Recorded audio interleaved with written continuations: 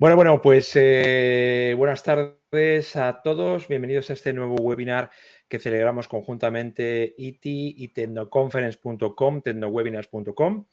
Yo soy Daniel Alguacil y estaré un poquito coordinando y moderando el webinar de hoy. Bueno, este es el tercer webinar que hacemos con el ITI. Empezamos antes del verano y, bueno, pues es el tercero.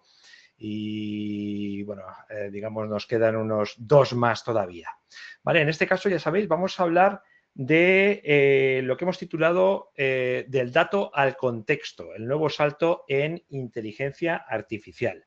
Y nos acompañan desde Valencia, pues por una parte veis a Isabel Meseguer, que es directora de Desarrollo de Negocio y Mercado del ITI, y por otra parte Francisco Ricau, que es Service Manager de la parte de Generative AI, también en el ITI. Bueno, pues tenemos una presentación por parte de ellos dos y luego pasaremos a un turno de preguntas. Estaremos encantados de que participéis. Podréis participar vía webcam y también por el chat. Vía webcam, con el micro y también por el chat. Así que nada, Isabel, te estamos viendo perfectamente y te estamos escuchando también. Así que Vale, adelante cuando quieras. vale, pues nada, gracias Daniel por la presentación, tanto del webinar como de nosotros. No hace falta que me presente otra vez, creo que no hay dudas. Yo soy Isabel y mi compañero es Fran y como decía, pues este es el tercer webinar que estamos encantados de colaborar con TecnoWebinars y no, como no hay dos sin tres, pues vamos a pasar directamente al contenido del mismo. Os tengo que confesar que cuando Daniel ha dicho el título, pues ese título nos ha dado más de un dolor de cabeza, porque no sabemos bien cómo concentrar en un solo título todo lo que queríamos contar, pero yo creo que al final pues refleja exactamente lo que queremos explicar hoy, de cómo la IA, que tanto se habla y que tan está en boca de todos, está evolucionando realmente para entender no solo ya los datos, que eso es lo que tradicionalmente hemos dicho, sino el contexto real de las organizaciones en general, ¿no? Entonces, ¿qué es lo que vamos a ver hoy? Pues realmente hoy os pongo aquí un poco la agenda que vamos a seguir, sobre todo cuando intervenga mi compañero Fran. Hoy vamos a un poco descubrir cómo la inteligencia artificial, como decía, está evolucionando, está dando ese salto desde lo que podíamos entender que es un simple manejo de datos, y ojo a la palabra simple, cogerla con pinzas, hacia pues una comprensión profunda de todo el contexto de cada una de las organizaciones que estáis aquí presentes. Y en ITI, pues estamos liderando ese salto que decíamos, con soluciones innovadoras basadas en conceptos como los que veis aquí, RAC, ingeniería de contexto, agentes inteligentes. Y yo creo que este webinar pues lo tenéis que tomar como eso, como una oportunidad para entender por qué la clave del éxito ya no está en solo un concepto de quizás de modelos, sino en cómo orquestamos todos esos datos y cómo sacamos ese contexto y le damos el valor que tienen las organizaciones. Entonces, nada, como os decía, esta va a ser la agenda de hoy. Presentaré primero quién es ITI para que sepáis un poco por qué estamos aquí hablando de esto, y después hablaremos de alguno de estos conceptos que os he dicho: introducción y contexto, RAC, ingeniería de contexto, agentes y su aplicación, el sistema RAC y las conclusiones y preguntas que comentaba Daniel. Así que estéis en un caso en el que todo esto que os estoy diciendo os suena chino. No os preocupéis porque Fran lo va a aclarar. Si, sin embargo, eres de los que ha oído hablar de estos conceptos, pero realmente pues no sabe bien la diferencia entre RAC, ingeniería de contexto, sistemas multiagentes, agentes, asistente, pues bueno, también va a poner Fran los puntos sobre las IES para olvidarnos un poco de todo ese ruido y ese hype que hay alrededor de todo este contexto, valga la redundancia. Y también puede ser que nos digáis, oye, no, resulta que algunos de los que estáis aquí ya sabéis de todo esto, pero realmente lo que queréis es tocar y ver cosas prácticas que se hayan hecho y que os puedan servir. Pues también en eso vamos a intentar ayudaros explicando con ejemplos reales cómo podéis sacarle partido a este tipo de herramientas. Además, no solo nos vamos a quedar en la parte bonita, queremos llegar y Fran ha preparado cosas que os van a enseñar las tripas y el por qué todo esto funciona y no es magia, sino tecnología bien hecha. Bueno, no me enrollo más, que si no sigo por aquí. Simplemente, como os decía, creo que hay que primero contextualizar, y más en el webinar de hoy, respecto a por qué ITI está aquí hoy hablando de RAC y de ingeniería de contexto. Por si no habéis venido a alguno de los anteriores y es el primer webinar que hacéis con nosotros o que no habéis tenido ningún contacto con el ITI, nosotros somos el Instituto Tecnológico de Informática, somos un centro tecnológico privado que lleva ya pues unos cuantos años, desde 1994, apostando por esa investigación, ese desarrollo y esa innovación en el campo de las TIC, de las tecnologías y la información en las comunicaciones, y al final lo que tratamos es de generar conocimiento, avanzando en esas necesidades que podáis tener las empresas, generar tecnología y, por supuesto, transferirla y implantarla en todo tipo de organizaciones para ayudarlas en sus procesos de innovación. Es verdad que cuando hablo de ITI, pues a veces es necesario poner algunas cifras, que sepáis que ahora mismo somos unas más de 330 y algo personas, ya cada día baila el número, pero más de 330 personas. Estamos ubicados, la central está en Paterna, pero tenemos centros en Valencia, en Alicante, y también tenemos mucha presencia en Madrid. Y bueno, realmente nuestro ámbito es a nivel nacional y europeo. Dentro de las TIC, nuestra apuesta tecnológica es generar ese conocimiento y esa investigación y esa innovación, en concreto dentro de las TIC, en todo lo que tiene que ver, que llamamos ciclo del dato. Es decir, todas las tecnologías que podáis pensar que tienen alguna relación en ese viaje que realiza el dato dentro de vuestras organizaciones, pues podéis pensar que va desde la propia captura de esa información, de esos datos, donde aquí veis alguna de las tecnologías en las que trabajamos, hasta cómo se comunican esos datos, cómo se almacenan, cómo se procesan, cómo se analizan, cómo se pueden llegar a optimizar y, por supuesto, el objetivo final es cómo podemos explotarlos, ¿no? En este punto de explotación de los datos, trabajamos evidentemente en todo el paraguas más amplio que tiene la inteligencia artificial, porque estamos hablando de tecnologías que predicen, que generan y que simulan basándose en datos. Hoy estaríamos más en la parte de generación, pero realmente pues el ámbito de ITI va desde la inteligencia artificial más tradicional hasta, por supuesto, pues temas más actuales o aún menos maduros, como puede ser lo que vamos a ver hoy relacionado con la IA generativa y en concreto del RAC. Evidentemente, todas estas tecnologías que veis aquí en torno al ciclo del dato es nuestra carta de presentación, por así decirlo, nuestra especialidad, pero realmente eso no es más que unas verticales que se apoyan en una serie de capas horizontales que van relacionadas con todo lo que tiene que ver con ingeniería de software, porque al final todas estas tecnologías que veis aquí no dejan de ser software, y el software hay que hacerlo de manera eficiente y de manera con calidad, segura, manteniendo ciertos criterios de adaptabilidad y de accesibilidad. Esa es una capa muy importante en la que basamos todo el resto de tecnologías en las que trabajamos. Y como centro tecnológico, si nunca os habéis relacionado con un centro tecnológico, tenéis que saber que al final hay ciertas particularidades. Nosotros lo que hacemos es una innovación siempre aplicada a las necesidades de las empresas, por eso necesitamos estar en continuo contacto con vosotros para adelantarnos a esas necesidades y para que nuestra investigación realmente solucione los retos a los que os enfrentáis. Entonces, por eso como centro tecnológico tenemos como dos prismas, ¿no? Uno, que es más ir cosechando esa I+D propia que vamos generando en lo que llamamos niveles de madurez más bajo, que son el concepto de TRL, esos niveles de madurez donde aún no hay un producto que esté directamente implantado en el mercado, sino son necesidades no resueltas, no llegan a ser ideas, pero sí que hay ciertas pruebas de concepto. Ahí estamos trabajando en todas esas tecnologías que habéis visto, con empresas siempre, directamente con empresas, ya sea en una modalidad u otra, pero siempre escuchando las necesidades de las empresas. Y luego hay otro tipo de tecnologías que ya están más maduras y nos permiten prestar servicios directamente a las empresas, siempre con un reto tecnológico, un reto de innovación, pero servicios directos. Pues en lo que nos afecta al webinar de hoy, estamos dentro de esa bolita que veíais de tecnologías enfocadas en la inteligencia artificial, y además por el tipo de inteligencia artificial que vamos a hablar hoy, pues realmente estamos hablando de que podemos encontrarnos ahora mismo en que estamos llevando a cabo proyectos de investigación que podríamos meter dentro de este tipo de herramientas, pero también empezamos ya a prestar servicios directamente a empresas que tienen una necesidad concreta que este tipo de tecnología les resuelve o les ayuda a mejorar, ¿vale?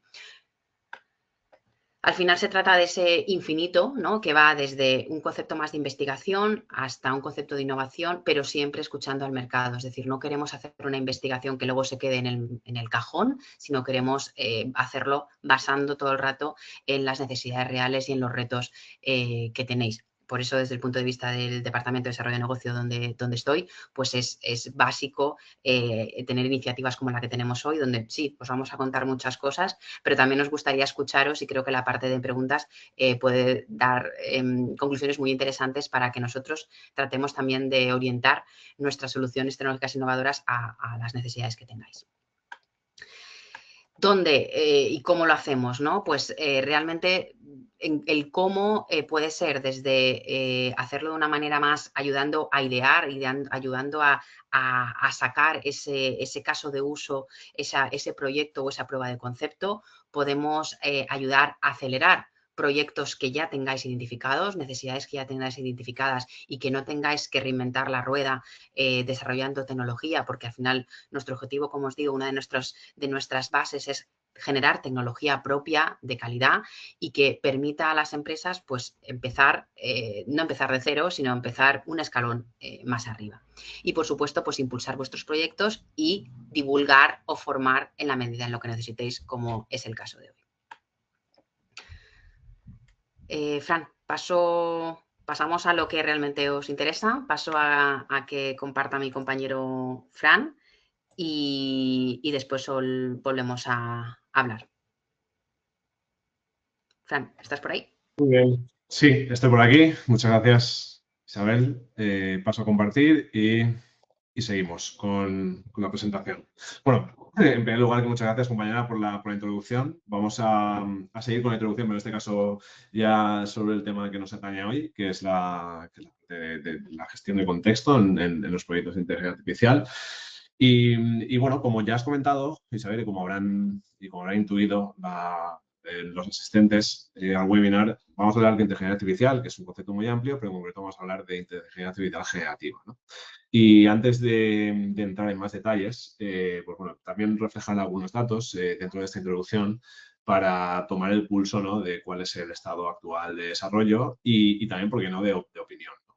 Y en este último punto, pues bueno, como ya muchos de nosotros, por decir todos los que estamos presentes hoy en este webinar, pues ya somos usuarios, ¿no?, de servicios de inteligencia artificial generativa. Es decir, ya podemos hablar de una adopción masiva, ya no solo por percepciones personales que tengamos, sino también porque estudios como el que muestro en la diapositiva, pues así lo generan, ¿no? O sea, así lo atestiguan, ¿no? Es decir, algunos estudios recientes, como el de Geek Ideas y Apinio, hablan que más del 60% de los consumidores españoles pues ya utiliza activamente herramientas o servicios de inteligencia artificial generativa como pues, más que conocido ChatGPT, Perplexity, Gemini, Grok u otros, ¿no?, etcétera. Esto, por supuesto, también se traslada, porque es difícil y es uno de los riesgos, ¿no?, uno de los principales riesgos de la IA generativa, ¿no?, dónde empieza el uso personal o dónde termina el uso personal y dónde empieza el uso profesional.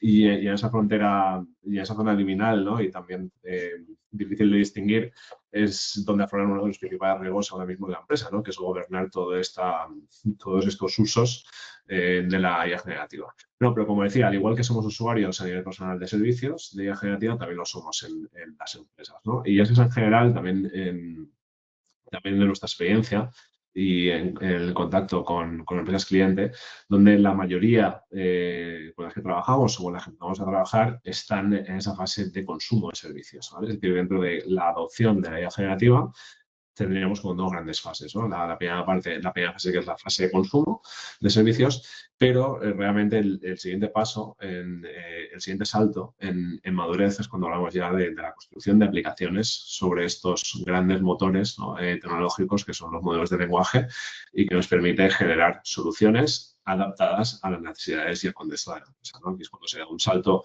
diferencial y es cuando en realidad podemos abordar un abanico mucho más amplio de casos de uso, ¿no? De hecho, referente a estos casos de uso, cuando trabajamos con empresas desde ITI, respecto de acompañarlas en su estrategia, en la generación de su estrategia de adopción de IA o de IA generativa, Solemos también trabajar de manera muy cercana con los diferentes equipos, tanto técnicos como de negocio, que pueden formar esa empresa.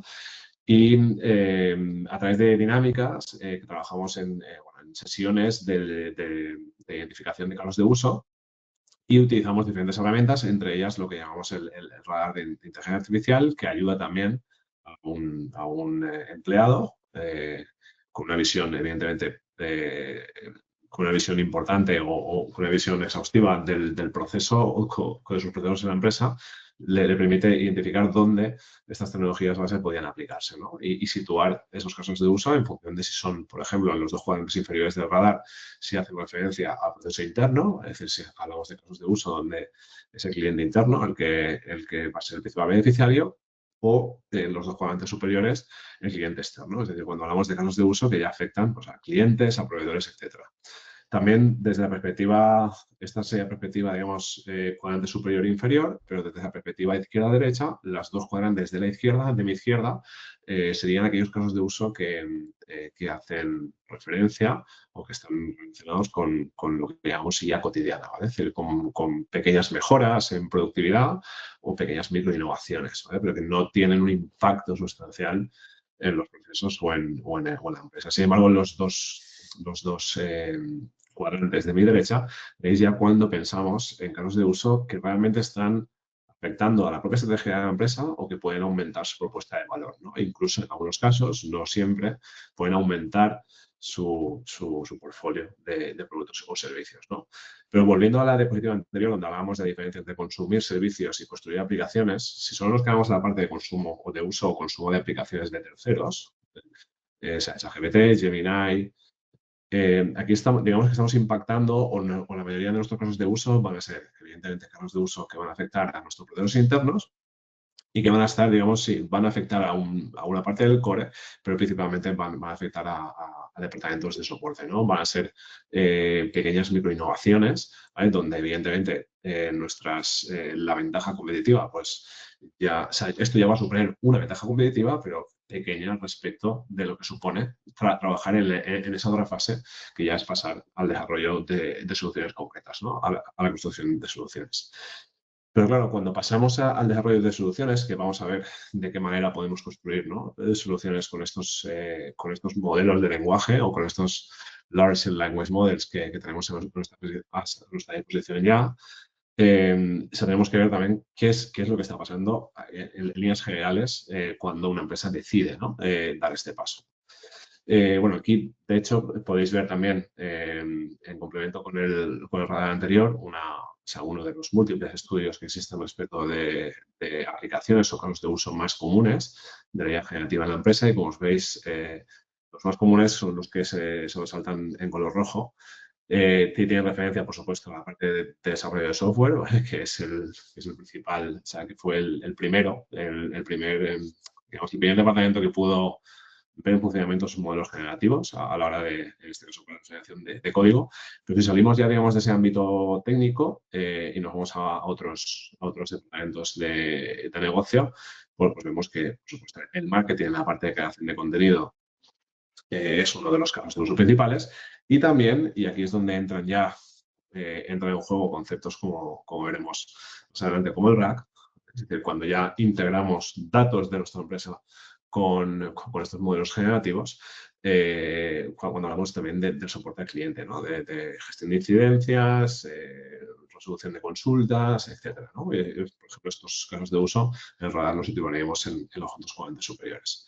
Pero bueno, cuando nos ponemos a crear aplicaciones que respondan a estas necesidades concretas y que se integren con nuestros datos y con nuestros procesos, pues bueno, nos encontramos con algunas barreras que se reflejaron en informes muy recientes como este del MIT, que se publicó en agosto y que se hizo muy popular. Es decir, se leyó bastante mal también, ¿vale? Y ahora voy a hacer alguna matización, pero se hizo muy popular y también sirvió un poco para, junto con las no expectativas cumplidas de GPT-5, ¿vale? En la que esperábamos un salto digamos, o sea, un salto casi cuántico en cuanto a capacidades y nos encontramos ante una mejora incremental importante.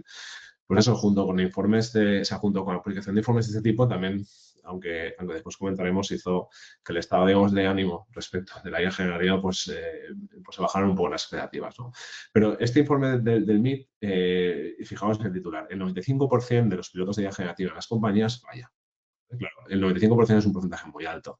Hay que leer la letra pequeña de este informe, porque este informe a su vez también distingue entre ese consumo de servicios y esa creación de aplicaciones, ¿no? Es decir, en la parte de consumo de servicios nos dice que el grado de adopción es altísimo y que va a crecer mucho más, y que realmente ahí hay un gap entre lo que como personas o ciudadanos estamos ya utilizando y lo que nuestras empresas nos están proporcionando de una manera gobernada o orquestada. Y después está la parte de aquellas empresas que deciden construir aplicaciones a medida integrando sus datos con estos modelos generativos. Y ahí es donde sí que las cifras que refleja son ese 95%, ¿no? De que esos pilotos fallan. Sí que es verdad que este informe, desde el punto de vista metodológico, pues no es muy robusto porque está basado en entrevistas, no es una muestra muy grande. El concepto de éxito de un piloto es muy exigente, habla de un retorno económico muy importante y a pocos meses desde su implantación. Y en definitiva, digamos que los KPIs para considerar que algo es un éxito pues son muy exigentes, ¿no? Son muy estrictos. Pero con independencia de esto, sí que es interesante reflejar algunas de las razones por las cuales el MIT expone que fallan estos pilotos, ¿no? Y la principal es que, bueno, pues que hay una falta de integración real con los procesos internos, que realmente las empresas pueden contar con datos o contextos, si no hay suficientes, no de la calidad suficiente, como para que estos modelos funcionen correctamente. O incluso que se pone el foco en algunos casos de uso que son más, o sea, que tienen, digamos, que tienen desde la perspectiva de que sean mucho más visibles, es decir, que tengan mayor impacto que a nivel de la colonización, pero que a lo mejor tengan un menor retorno. Incluso también un punto importante, ¿no? Que también está muy relacionado con lo que vamos a ver hoy, y es que la mayoría de estos pilotos que fallan han sido por iniciativas que la empresa ha tomado con sus propios recursos, ¿no? Y no apoyándose también pues, en algunas soluciones de terceros o en capacidades o en digamos, experiencia de un proveedor tecnológico que le puede ayudar a llevar esto al éxito. Además de este informe del MIT, también unas semanas antes, escasas semanas antes, Gartner, esa consultora TI de referencia, que bueno, creo que no merece presentación, publicó su famoso Hype Cycle de inteligencia artificial. Me imagino que todos estáis familiarizados con este modelo, pero el Hype Cycle de Gartner, que no es original de Gartner, pero sí que lo explota comercialmente Gartner, sitúa las tecnologías en cinco fases o en cinco... en 5 fases en función de su nivel de desarrollo o de su nivel de madurez, ¿vale? Es decir, desde su lanzamiento hasta su puesta en producción, en el sentido de que ya está, digamos, digamos que las empresas, tanto los ciudadanos como las empresas, están recibiendo retornos importantes de esa tecnología, ¿no? Entonces, dentro de estas 5 fases, no todas las tecnologías pasan por estas 5 fases, de hecho, muchas de ellas se quedan en la segunda o incluso en la tercera, y muy probablemente pues ahí os podrá venir a la cabeza algunos conceptos como el propio metaverso, por ejemplo, ¿no? Es decir, el propio metaverso tuvo su momento de grandes expectativas y después ya pues pasó al olvido, ¿no? Aunque después bajo el radar se están consolidando otros tipos de metaverso, como el industrial, en el que nosotros también estamos trabajando, pero que en fin, digamos que ya queda fuera del radar mediático. Bueno, pues desde que la IA generativa, digamos, no ya en su lanzamiento, pero sí se hizo popular, Gartner en el Hype Cycle de 2023 la situó en el pico de la segunda fase, en el pico de expectativas más alto. Ya en el 2024 situaba la IA generativa descendiendo esa rampa de la desilusión, ¿vale? Es que la traducción de estas fases al castellano es horrible, pero es que fijaos que en 2025 sitúa la IA generativa descendiendo aún más esa rampa de la desilusión. Es decir, Gartner justifica esto en base digamos, a los testimonios y experiencia que tienen con sus clientes, que suelen ser grandes corporates. ¿Y por qué sitúa esa IA generativa descendiendo el valle de la desilusión? Porque no se están cumpliendo las expectativas que con el lanzamiento de ChatGPT pues se esperaba que respecto al impacto que pueden tener estos modelos, ¿no? Y fijaros que una de las principales razones que esgrime en su informe, o el informe explicativo de este Hype Cycle, es que, bueno, pues que hay problemas ¿Relacionados con qué? Pues con la integración de estos modelos con los sistemas existentes, relacionados también con el tema de la calidad de los datos, con el control de los sesgos de estos propios modelos o la falta de gobernanza en las organizaciones, ¿vale? Es decir, al final estamos hablando de razones muy similares, ¿no? a las que en MIT esgrimía dentro de por qué el 95% de los pilotos en IA generativa de las empresas pueden fallar, ¿no? Además, también hay que sumar esto, que también está presente en el análisis de Gartner, a que estamos hablando de unos modelos generativos, o sea, de unos algoritmos con una tecnología que todavía es imperfecta, ¿no? Y que todavía estamos entendiendo cómo funciona. Es decir, al final una de las principales barreras para la adopción masiva de estos modelos de IA generativa o para la construcción, digamos, de aplicaciones de IA generativa con estos modelos es su carácter probabilístico, ¿vale? Es decir, su carácter probabilístico que muchas veces lleva a que los modelos alucinen, ¿vale? Pero las razones, digamos, profundas de por qué alucinan todavía las estamos descubriendo y en un informe y en un paper muy reciente, en la propia OpenAI, fijaros que es de septiembre de 2025, nos habla, como digo, en un paper de por qué los modelos alucinan, ¿no? Y estaban intentando, digamos, están intentando vislumbrar todavía por qué los modelos, a pesar de ser más grandes, más potentes, incluso aplicar cadenas de razonamiento, con este último paradigma de los modelos de razonamiento o modelos razonadores, por qué siguen alucinando, ¿no? Son cuestiones más técnicas. El paper es público, que podéis echarle un vistazo si queréis, pero bueno, está muy relacionado también con el modo en el que se entrenan estos modelos, y sobre todo en el modo en el que se evalúan, en el sentido de que siempre se esfuerza a que den una respuesta, aunque no estén seguros de que esa respuesta sea correcta, ¿no? Pero es que después también tenemos otro paper también muy reciente, en este caso Thinking Machines, que es una empresa que fundó Mira Murati, que es la ex CTO de OpenAI, y que también hablaba oye, ¿por qué estos modelos no son deterministas? ¿Por qué su carácter probabilístico hace que frente a una misma pregunta respondan dos cosas distintas? No dos cosas distintas desde un punto de vista muy dispar, sino dos, digamos, que donde la respuesta no será igual, o sea, sustancialmente sí que puede ser la misma, pero no va a ser exactamente igual, ¿no? Entonces, claro, el no determinismo, el que frente al mismo input se dé un output distinto, hace que pues, la aplicación de estos modelos para ciertos casos de uso, especialmente en empresa o especialmente, por ejemplo, en la industria, pues hace que los invalide, ¿no? En escenarios donde el determinismo es una condición sine qua non. Bueno, pues aquí todavía se está descubriendo por qué este no determinismo, ¿no? Y bueno, y en este paper también es muy técnico y también es abierto si os interesa, se habla de que también las propias GPUs sobre las que se infieren estos modelos tampoco son deterministas, que las operaciones en coma flotante tampoco lo son, en fin, que hay una serie de cuestiones bastante técnicas. Y simplemente estos dos ejemplos para que veáis que estamos ante una tecnología que ya puede dar resultados, pero que todavía está en una fase de desarrollo y de madurez en aspectos que, digamos, la harían más confiable para muchos casos de uso que todavía hoy, pues bueno, les parecería un poco arriesgado hacerlo, ¿no? Claro, estos vaivenes, digamos, este ritmo frenético de desarrollo tecnológico de la IA generativa y también ese ajuste de expectativas a la hora de llevarla a casos de uso en la empresa, o incluso no ya a casos de uso en la empresa, sino en la propia digamos, en la propia experiencia y sensación de nosotros como usuarios, ¿vale? Y vuelvo al lanzamiento de GPT-5, ¿no? Que generó mucha desilusión, entre comillas, entre muchos usuarios que esperaban, ya digo, algo mucho más cercano a una IA general, a una inteligencia artificial general que no a lo que realmente ya tenemos, ¿no? Que ya, insisto, es mucho, ¿no? Pero vamos, que con dependencia de esta opinión que es muy pendular, ¿vale? Que puede pasar de la sobreexpectación a la desilusión, y de hecho estos artículos también son muy recientes de hace escasas semanas, nos hablan de si todo esto realmente está siendo una burbuja, que si incluso podíamos entrar en un nuevo invierno de la IA, un concepto que parecía ya casi enterrado, pero que vuelve a estar en la palestra, si estamos ante un nuevo invierno, si nos esperan realmente unos años donde no vamos a ver saltos tecnológicos, digamos, muy significativos, sino que vamos a entrar en un ciclo de mejora continua, que también, oye, es positivo.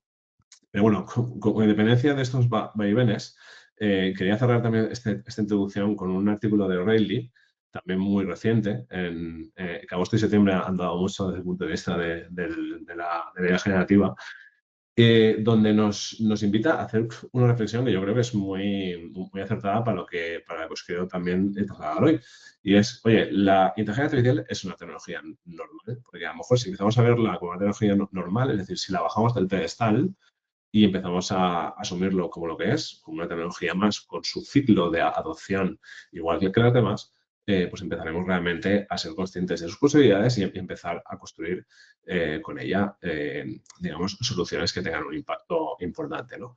Y de hecho, bueno, aquí nos habla bueno, que con independencia de lo que desde el plano tecnológico o de desarrollo nos llegue constantemente como inputs de unos avances impresionantes y que nos pueden también pues generar más ruido que otra cosa, pues que pensemos que la inteligencia artificial pues, está siguiendo de alguna manera las mismas fases que otras tecnologías, ¿vale? Es decir, tenemos una parte de desarrollo tecnológico, ¿vale? donde ahí los avances suceden con una velocidad muy alta. Después tenemos una fase de convertir todas esas tecnologías en productos y servicios que realmente tengan un impacto y ahí es donde estamos empezando también a ver resultados ya.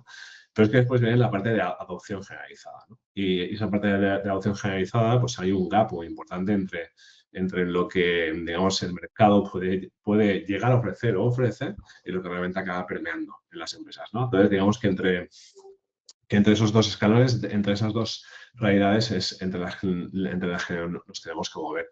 Pero ya digo, no hace falta que esperemos ya un nuevo salto tecnológico o un nuevo modelo que nos acerque a la inteligencia artificial general, sino que con lo que ya tenemos ya podemos construir soluciones muy, muy interesantes, ¿no? Es decir, al final la reflexión de esta introducción sería que es el momento de construir, ¿vale? Es el momento de pasar de ese consumo de servicios a esa construcción de aplicaciones. Y cuando hablamos de construir aplicaciones con modelos de lenguaje, es cuando hablamos de la importancia de la ingeniería de contexto, ¿no?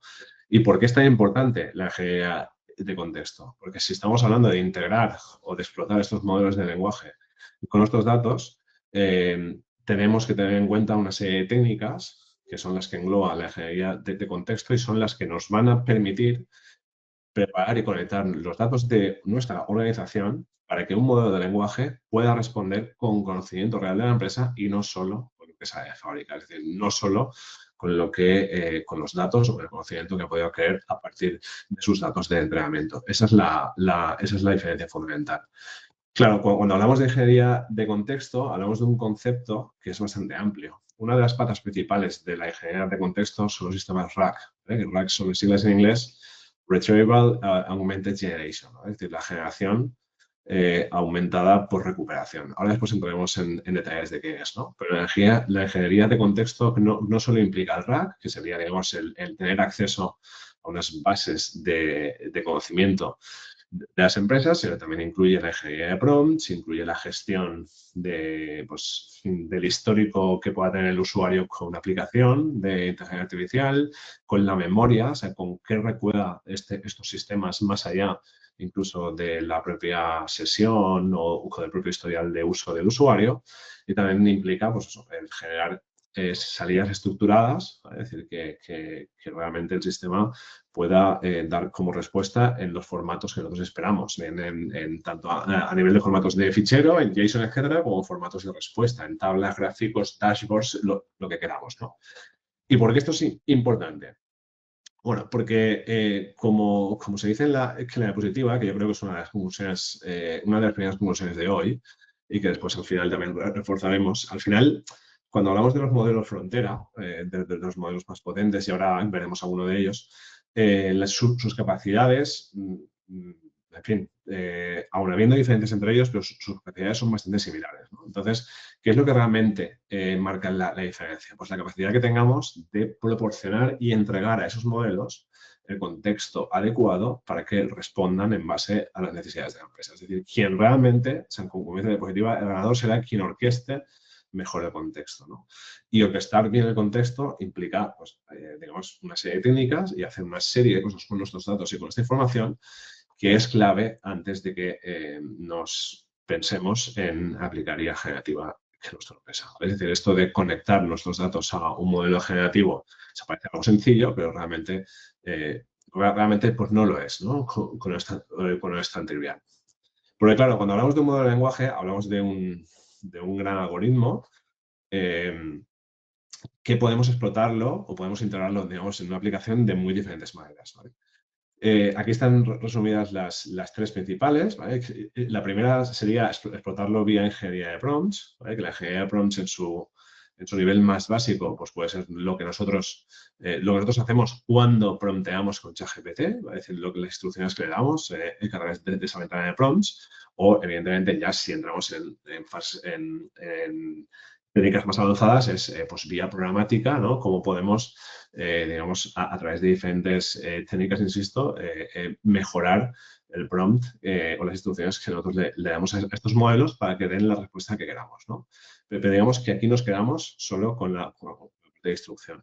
El siguiente paso, que ya es más complejo, es cuando aplicamos una de las patas principales los que va a girar el webinar de hoy, que es el RAG, ¿vale? Que es la generación aumentada por recuperación. Y es cuando conectamos, es decir, cuando previo a las instrucciones que le damos nosotros a un modelo, previo a esto hay una recuperación de información en un repositorio, ¿vale? Sea de datos o sea de documentos, que aumenta el contexto de la pregunta, con lo cual digamos que le proporcionamos al modelo tanto la pregunta de usuario como la información que debería revisar para responder a esa pregunta de usuario. Es decir, aquí no estamos confiando en el conocimiento del modelo, evidentemente, sino que le estamos dando la información de nuestros contextos internos para que la respuesta sea adecuada. Y después ya pasamos a un tercer nivel, que sería el ajuste fino o el fine-tuning de un modelo, que es cuando realmente reentrenamos un modelo para especializarlo en una serie de tareas concretas o en unos dominios de conocimiento concretos. Este es uno de los grandes errores que se comete en muchas ocasiones cuando se habla de integrar modelos en nuestras empresas. Es decir, hablamos de el modelo lo reentrenamos. No, la inmensa mayoría de casos de uso, o por lo menos con los que nosotros trabajamos desde ITI, son casos de uso que tienen que ver con una combinación de ingeniería de prompts y RAG. En algunos casos también hemos trabajado en proyectos de I+D o con temas de ajuste fino de modelos, con fine-tuning, pero esto ya digo, tiene que estar muy justificado, sobre todo tiene que partir de una premisa que es que tengamos datos, una cantidad de datos, un dataset importante y de calidad, incluso de pares preguntas-respuestas supervisadas por humanos, para que realmente podamos reentrenar las bases de esa grandísima red neuronal que es un modelo de lenguaje, ¿no? Y el último, que es el entrenar un modelo desde cero, que es algo pues, que evidentemente, pues a no ser que trabajéis en algún centro de supercomputación, pues no vais a hacer nunca. Bueno, aquí algunas gráficos, ¿no? Que intentan también ilustrar lo que antes comentaba. Al final, un RAG, aunque y vamos a hablar muy en detalle de esto, un RAG tiene como tres grandes partes, ¿no? Una parte de preparación de datos, y aquí es donde insisto, donde se prepara el contexto. Y ahora veremos con mucho detalle qué es cada una de estas fases y por qué es importante tener un control sobre todas estas fases del proceso. Pero tenemos, digamos, una parte de preparación de datos, una parte de recuperación y una parte de generación. ¿Vale? Esto, insisto, después lo explicaré sobre una arquitectura que nosotros hemos desplegado. Pero también importante, diferencia entre RAG y fine-tuning. ¿Vale? Es decir, cuando la gente habla de entrenamos el modelo con nuestros datos, esto sería hacer fine-tuning y en muy pocos casos de uso va a ser necesario hacer un fine-tuning. ¿Por qué? Porque con una buena ingeniería de contexto y con un buen RAG ya le damos al modelo información suficiente como para que responda de manera adecuada con nuestros datos y aplicada a nuestras necesidades. Bueno, hablamos siempre de modelos de lenguaje. Insisto, hablo de el LLMs en general, aunque hay otro tipo de modelos. Incluso ahora, pues, evidentemente, hablaríamos de multimodales, hablaríamos de modelos razonadores, ¿vale? Pero entendamos LLMs como, digamos, como un concepto general. ¿Cuál es mejor o peor? Bueno, esto ya va, en fin, es entrar en algunas discusiones que no vendrían al caso. Pero bueno, si queréis ver por lo menos cómo compiten entre ellos, podéis iros a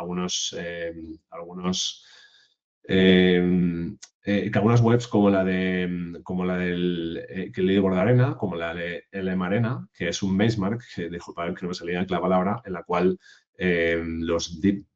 miles de usuarios evalúan respuestas a ciegas que dan dos modelos y eligen cuál les gusta más, ¿vale? Entonces, en función de este feedback que dan humanos, pues cada modelo obtiene una puntuación. Y además esta puntuación no solo se plantea en términos generales, sino también en tipos de datos. Pues cuál es mejor generando texto, cuál es mejor en el caso del desarrollo web, cuál es mejor gestionando imágenes o generando imágenes, etc., ¿no? Que aquí tenéis el enlace y ahí podéis ver, pues bueno, cuáles son, digamos, ahora los que están dominando este tipo de benchmark. Como os podéis imaginar, pues son los últimos modelos, ¿no? Los últimos modelos de Cloud, de Anthropic, los últimos modelos de OpenAI, los de Google, la familia Gemini, etc.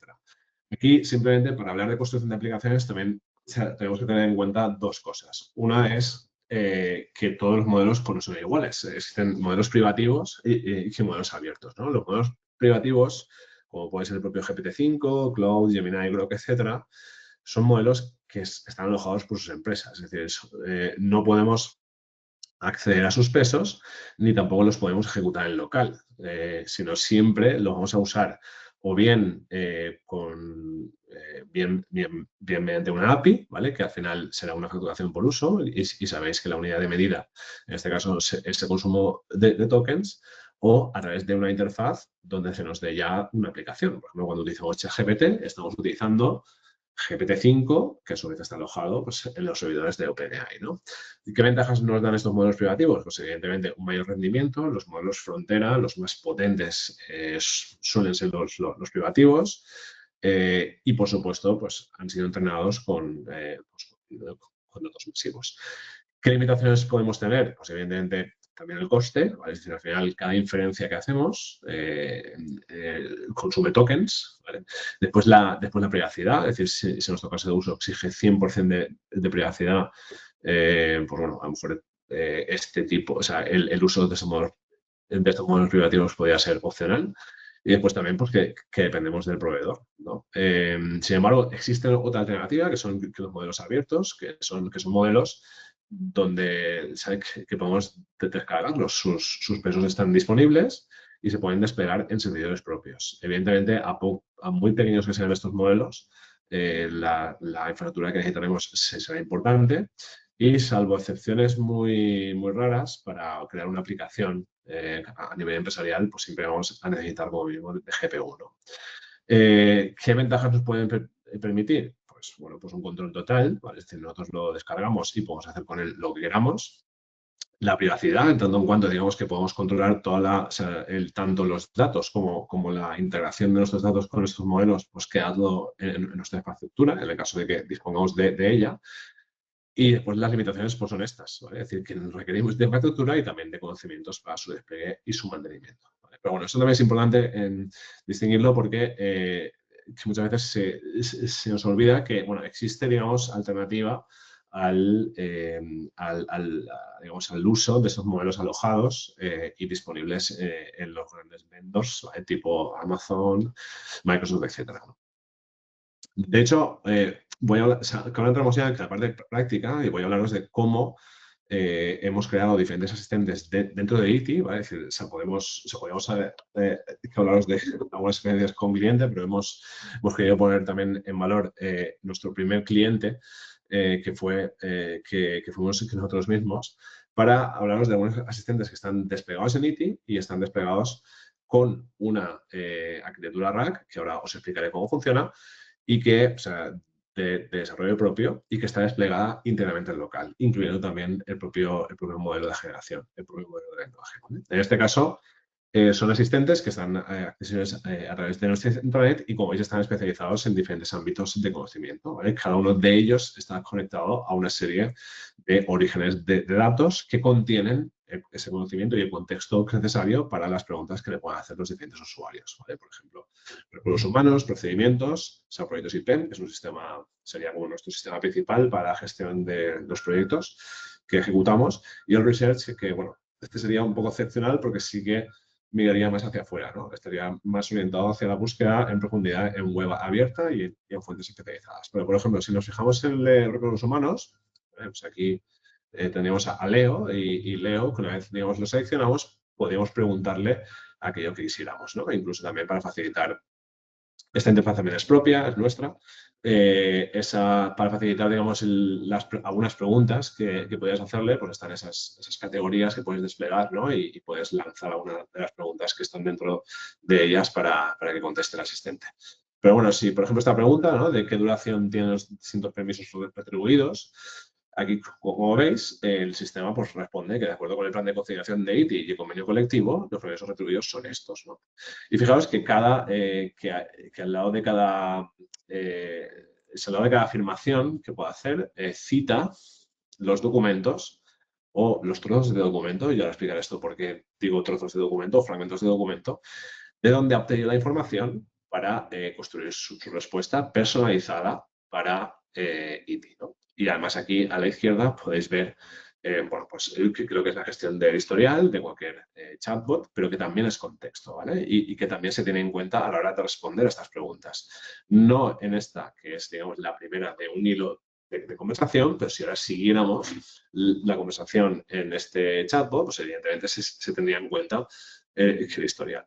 Sí, lo que os comentaba de la puesta en contexto es que, bueno, podríamos clicar aquí en fuentes, veríamos los fragmentos que se han recuperado para obtener esta respuesta, incluso que en algunos de ellos, en este caso el primero que está citado, que es el primer documento que está citado, si os fijáis, la cita número 1 se corresponde con esta cita aquí, podríamos siempre abrir el documento origen, en este caso, y nos llevaría a la página 6 de 21, que es de donde ha obtenido la información para generar la respuesta. ¿Vale? Y además, si os fijáis, en este caso, han sido dos tipos de documentos los que principalmente se han tenido en cuenta, ¿vale? El plan de conciliación y el convenio colectivo. Digamos que sería una información que está duplicada en dos documentos o que, digamos, que una puede estar más resumida y el otro puede estar más ampliada, pero en los dos se toman como base para la respuesta. Vale, esto, ¿cómo se ha hecho, no? O digamos que cuando alguien lanza una pregunta en ITIL de este tipo, ¿cómo llega a generarse esa respuesta? Bueno, pues esto se hace gracias a una pila, a una arquitectura RAG, ¿vale? Que hemos desplegado en local, ¿vale? Y antes veíamos que la arquitectura RAG tiene como principal, o sea, es una manera de explotar un modelo de lenguaje que tiene como principal característica es que cuando un usuario pregunta, entre la pregunta y el modelo de lenguaje hay un paso previo de recuperación de información en un origen de datos que extrae la información necesaria para que junto con la pregunta sea esa información la que vea el modelo y la que tome como base para poder responder de manera adecuada, ¿no? O de manera adaptada a los procesos de la empresa. Entonces, ¿cómo hacemos esto en Talk2, ¿vale? Que es esta arquitectura RAG en local? Pero ya digo, esta es la arquitectura, la primera versión con la que desplegamos los primeros asistentes. A medida que vayamos avanzando en el webinar, pasaremos también a la parte agéntica, ¿vale? Que sea al final. Pero digamos que ya esto nos da, o sea, esta primera versión que nos da para hablar de la importancia de la ingeniería de contexto. ¿Vale? ¿Por qué? Porque, por ejemplo, si un usuario hace una pregunta desde la interfaz, lanza una pregunta, o sea, uno de los primeros pasos no es ni siquiera hacer una recuperación que una base de datos para obtener la información pertinente, sino que como por experiencia sabemos que los usuarios pueden hacer preguntas, digamos, cortas, vagas o poco explicativas, ya hacemos una llamada a uno de los modelos que tenemos desplegados en nuestra infraestructura con VLLM para que haga lo que se conoce como un multiquery. Es decir, de una pregunta del usuario se expande en 4 preguntas más y al final son 4 y se convierten en 4 consultas cada base de datos. Con estas 4 consultas a cada base de datos se recuperan, en este caso es una base de datos documental, se recuperan 40 fragmentos de documento. Esos 40 fragmentos de documento digamos, se eliminan duplicados y después con otra llamada a otro modelo, en este caso también desplegado en local, se hace un re-ranking. Es decir, en función de la pregunta del usuario, un modelo establece cuáles son aquellos fragmentos más relevantes respecto de la pregunta del usuario. Y con ese contenido recuperado y re-rankeado junto con el metaprompt del asistente, es decir, junto con las instrucciones que tiene que seguir el asistente en general, más el usuario, o sea, más la pregunta del usuario, es lo que se inyecta en otro modelo de lenguaje que es el que acaba generando la respuesta. Es decir, este sería el flujo, digamos, de un rack lineal o un rack tradicional. Después veremos cómo cambia respecto de cómo aplicamos los agentes dentro de este flujo. Pero fijaos que antes de entrar ahí, que me gustaría que yo me he centrado solo en que la parte de recuperación, digamos, ataca a una base de datos, en este caso documental, que es en Elasticsearch, una base de datos vectorial, mejor dicho, que ahora explicaré qué es, y lanza esa serie de consultas para recuperar esa información. Que en este caso, en el caso anterior que os ponía, sería pues el convenio colectivo de ITI, el plan de conciliación, etcétera, ¿no? Pero para que esta base de datos vectorial funcione y realmente contenga los contextos adecuados, primero se ha tenido que trabajar toda la parte de convertir esta base de datos vectorial en algo que realmente proporcione los mejores contextos al modelo, ¿vale? Al final se ha tenido que trabajar en una parte importante de ingeniería de contexto. Pero es que la ingeniería de contexto no solo está presente aquí, en la preparación de los datos, también está en la propia pregunta del usuario, que aumentamos con un multi-query, está también en el propio chat history del usuario, incluso también está en la propia ingeniería de prompts, que está, digamos, presente como instrucciones fijas dentro del asistente, ¿vale?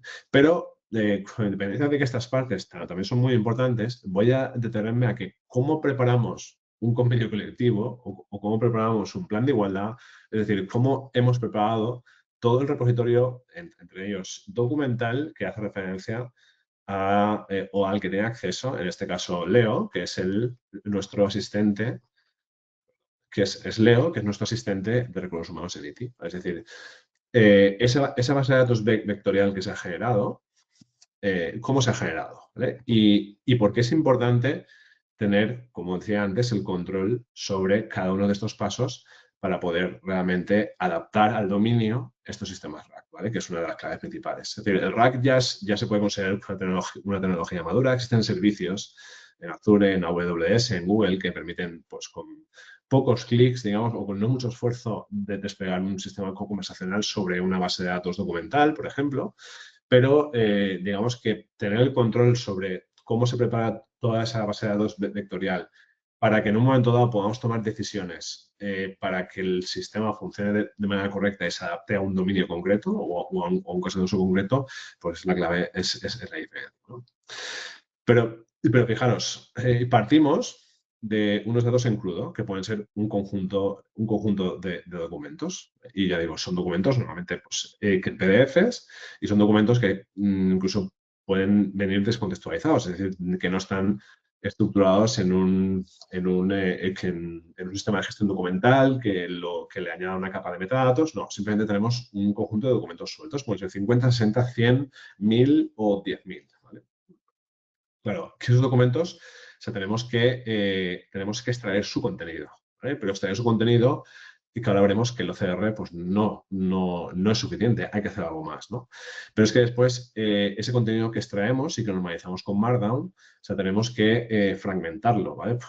Porque es una pura decisión técnica, son las técnicas de chunking, es decir, un documento, por ejemplo, de 100 páginas, no podemos convertirlo a un vector como tal, sino que tenemos que dividirlo en partes, que son las unidades que finalmente son manejables desde el punto de vista de la recuperación semántica, ¿no? Pero es que después ya tenemos que convertir estos trozos de documentos a ese modelo de embedding, es decir, qué algoritmo utilizamos para transformarlo a un vector numérico, ¿no? Entonces, digamos que todas estas decisiones son pequeñas decisiones que se tienen que tomar a lo largo de esta pipeline de preparación de datos y que impactan mucho en cuál es la calidad de nuestro contexto, y a una mayor calidad de nuestro contexto, evidentemente, el funcionamiento en este caso del asistente o de la gente, será mucho mejor, ¿vale? Es decir, por muy bueno que sean los modelos que tenemos aquí desplegados, por muy buena que sea la interfaz de usuario, por muy bueno que sea el usuario preguntando, si el contexto no es el correcto y el adecuado, pues la magia no existe, ¿no?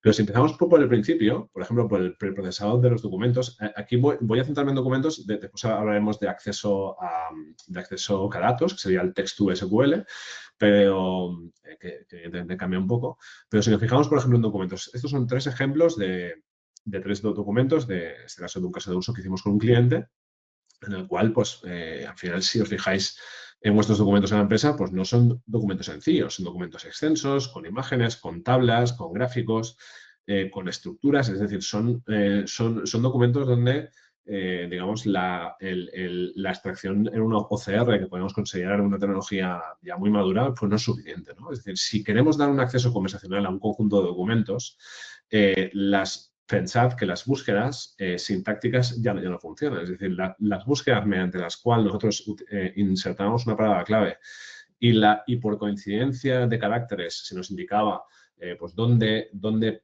podía estar esa palabra o en qué documentos podía estar esa palabra, eso ahora no funciona así. En los sistemas conversacionales la aproximación es semántica, ¿vale? Entonces, cuando una aproximación es semántica, insisto, que el OCR básico no basta, ya que tenemos que respetar el layout de los documentos. Es decir, tenemos que, digamos, extraer el contenido de ellos, pero extraerlo respetando el formato, o sea, respetando la estructura de origen. Es decir, todo lo que son encabezados, párrafos, tablas. Si rompemos el formato de una tabla, estamos ensuciando el contexto. Y con lo cual, cuando ese contexto lo procese o lo visualice un modelo de lenguaje, realmente pues, le estaremos dificultando mucho para que dé una respuesta adecuada. Y fijaros, por ejemplo, si nosotros hacemos en este caso nosotros utilizamos una adaptación de unas librerías en abierto que son de Docklin, junto con la inferencia a modelos de lenguaje que tenemos desplegados en local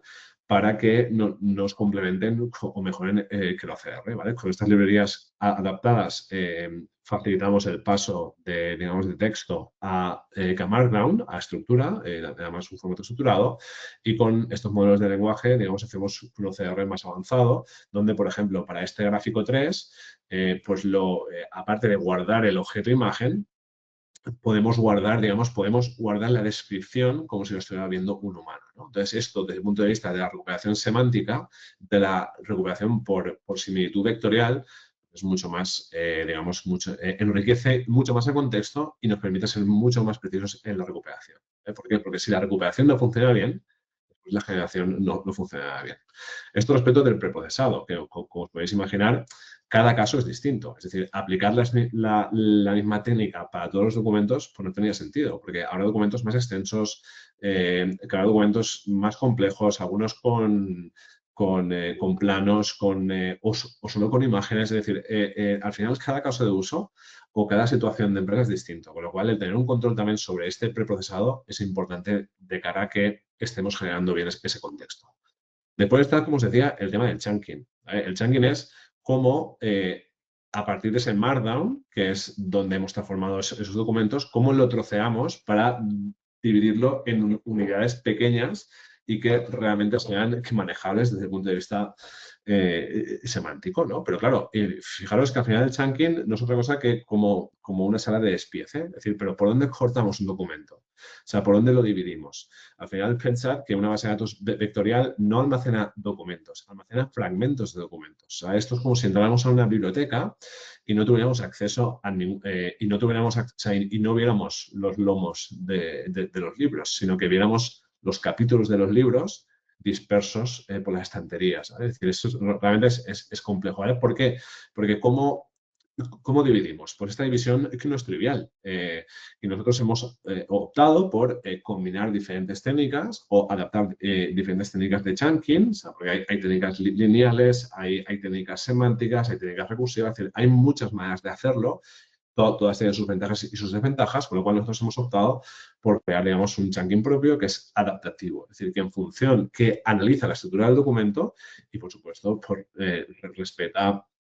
respeta índice, o sea, respeta el índice, respeta las principales secciones, respeta tablas y sobre todo también es capaz pues, de no dejar ningún contenido huérfano, incluso de aunar en un chunk diferentes partes de un documento que puedan estar separadas en páginas, pero que semánticamente sean muy próximas, ¿no? En este caso, por ejemplo, dentro de este documento que creo que es el manual de bienvenida, o uno de los documentos de bienvenida de ITI, pues un chunk lo ha decidido hacer de una serie de imágenes que son, en fin, que hacen referencia, está oculta la información, pero hace referencia a los horarios de entrada y salida de ITI y además también por su similitud semántica ha considerado que junto con esa información dentro de ese chunk va a ir también este punto 4 pues, de cuándo se puede comer y durante cuánto tiempo en ITI, ¿no? Esto al final está generando un chunk que, como veis, está transformando ese contenido, aunque sean imágenes, en un texto en Markdown. Y fijaos, este barra N y estos símbolos significa que está respetando el formato de tabla. Es decir, que cuando el modelo de lenguaje ve este chunk, está viendo que esto es una tabla, en realidad, ¿vale? Con lo cual está viendo el contenido como está la estructura original. O sea, por eso que un OCR al uso no vale, ¿no? Incluso que nosotros, para dar más contexto y enriquecer el contexto de estos chunks, utilizamos una función que llamamos el contextualizador, ¿vale? Es decir, que es otra vez un modelo que nos está ayudando a que este chunk, digamos, contextualizarlo dentro de su documento global, ¿no? Con lo cual, digamos, que el modelo tiene como una especie de resumen, una especie de contextualizador de, oye, esto que estás viendo, que hace referencia a esto, ¿vale? Y es un resumen, pero que a su vez está embebido dentro de un documento más general como es el manual de bienvenida, por ejemplo, ¿no? Para que así estamos, digamos, enriqueciendo el contexto, porque ya digo, el chunking, el troceado, la división, en sí mismo es una descontextualización, ¿no? Entonces, digamos que tenemos que compensar muy bien esa necesidad de dividir en trozos manejables el documento frente a por eso, a que vamos a desgajar un documento. Con lo cual, esta parte del chunking es fundamental. Y como veíais en el ejemplo anterior, que citaba diferentes documentos, lo que está citando el modelo en la respuesta de nuestro asistente son los chunks, no son los documentos. Por eso, cuando hemos clicado en la cita número 1, que nos ha llevado a la página donde empieza el chunk que él ha tomado como referencia para responder a esa pregunta del usuario. Vale, digamos que tenemos extracción de información, un troceado y después esos trozos de documento, en este caso realizados de manera adaptativa, los tenemos que convertir a un modelo matemático, que en este caso es un modelo vectorial, ¿no? Entonces, estos chunks se convierten a lo que veis aquí, que es muy duro de ver, o sea, que son vectores de números, pero es que esta parte hay modelos propios de embeddings, ¿vale? Es decir, OpenAI tiene sus modelos de embeddings, Google tiene sus modelos de embeddings, hay modelos de embeddings también abiertos, ¿vale? Como los propios modelos de lenguaje abiertos que hemos visto, pero es que esta parte es fundamental, ¿vale? Es decir, porque cómo convertimos el contenido o el trozo de un documento a un modelo, a vectores de números, ¿vale? Pues en función de cómo sea ese algoritmo, digamos que la representación semántica o la capacidad para captar los matices del lenguaje será mejor o peor, ¿vale? Hay modelos de embeddings generalistas, pero también hay modelos de embeddings sectoriales. Pero fijaos que nosotros con algunos clientes estamos empezando a trabajar en la adaptación o en el fine-tuning, esta vez sí, en el fine-tuning de modelos de embeddings para que puedan, digamos, estar entrenados para captar mejor las relaciones semánticas que pueden existir en un dominio concreto, con una jerga concreta y con unos conceptos concretos, ¿vale? ¿En qué dominios? Pues puede ser desde el dominio industrial, desde el dominio legal, el dominio, por ejemplo, de salud. Fijaros que estos modelos de mails son importantes porque, por ejemplo, una pregunta que le suelen hacer mucho al asistente de recursos humanos es pues preguntas relacionadas con el permiso de paternidad o maternidad. ¿Cómo está reflejado en los documentos de ITI, igual que en los documentos de otras organizaciones, el permiso de maternidad o paternidad? No está reflejado tal cual. O sea, es decir, no existe punto número 4 del manual de bienvenida o punto número 4 del plan de conciliación el permiso de paternidad. Existe, digamos, se refleja tal cual está previsto, o sea, tal cual está indicado en la ley, que si no recuerdo mal es el permiso por cuidado y nacimiento de menor. ¿Vale? Con lo cual, si el usuario pregunta por paternidad, pero realmente el texto original está reflejado como permiso por cuidado y nacimiento del menor, pues ahí que el modelo de mails que tiene que ir muy bien o muy fino para que cuando exista esa pregunta del usuario, realmente detecte que semánticamente está próxima a ese permiso por cuidado y nacimiento de menor. ¿Vale? Ese es un poco el ejemplo que os pongo. Pero digamos que si en un momento dado puede tener sentido fine-tunear, es aquí, ¿vale? Para adaptar al dominio y que las preguntas técnicas que pueda hacer un usuario, ese modelo de embeddings haya reflejado muy bien esa jerga en sus vectores y que la recuperación sea mucho más precisa. Aquí también hay muchísimo desarrollo, existen en fin, que aproximaciones multivectoriales y demás, pero bueno, esto lo podemos dejar para otro momento. Pero es que incluso, ya digo, la recuperación semántica o por aproximación semántica que a través de vectores no es solo la única manera de trabajar en RAG, sino también se están combinando sistemas híbridos, ¿vale? O sistemas híbridos que combinan incluso, o sea, combinan la parte de keywords clásica con recuperación por vectores, con recuperación también por grafos, ¿vale? Es decir, se recuperan chunks a partir de los embeddings, pero también se pueden recuperar grafos del conocimiento explícito dentro de esa base de datos documental para enriquecer el contexto. Y un ejemplo os lo pongo ahora. Imaginemos que en un sistema RAG yo pudiera preguntar por la experiencia de un empleado X y pudiera recuperar chunks, ¿vale? Dentro de una base de datos vectorial relacionados con los proyectos en los que ha participado, en fin, con muchos aspectos, ¿no? Y que pudiera, insisto, o sea, pudiera recuperar toda esta información, pero a su vez también recuperar grafos, o sea, recuperar parte del grafo de la organización en el que me indicara esa persona quiénes son sus subordinados, quién es su responsable directo, en qué departamento está, ese departamento cómo se engloba dentro de la organización, es decir, al final las relaciones explícitas que existiría entre los diferentes conceptos de la organización. Al final sería como pues los chunks nos darían digamos que el mapa, ¿vale? Con la vista satélite de un mapa, pero los grafos nos darían el mapa de carreteras, ¿vale? O sea, con ambos tendríamos una visión pues muy importante, o sea, tendríamos un contexto muy enriquecido para que un modelo de lenguaje o un agente pudiera darnos una respuesta o tomar una decisión. Y sin embargo, pues bueno, generar grafos consistentes de una organización es algo pues, que es costoso y que realizarlo por métodos automáticos pues no siempre garantiza que aporte demasiado.